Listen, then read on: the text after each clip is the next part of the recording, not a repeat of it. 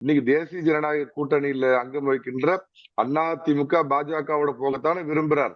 அப்ப இவரு ராமதாஸ் ஐயா அவர்கள் என்ன விரும்பினாரோ அந்த கூட்டணிக்கு தானே போக விரும்புறப்ப இவர் ஏன் தடைகள்ல நிக்கிறார்? அப்ப இவருடைய நோக்கம் பழுது, இவருடைய வேற ஏதோ உள்ள காரணங்களை வச்சுக்கிட்டு இவர் செயல்படுறாரு அப்படிங்கிறது ரொம்ப பட்டவர்த்தனமா தெரியுதுங்க.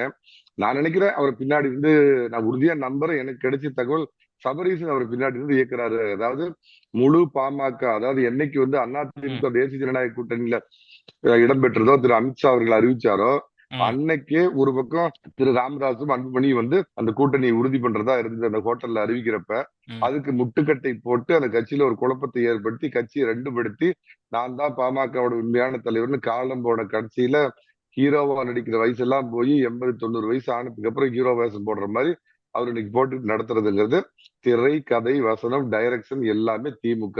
அது பின்னின்று இயக்குற டைரக்டர் யாருன்னா மரியாதைக்குரிய திராவிட மாப்பிள்ளை சபரீசன் தான் நான் நம்புறேங்க.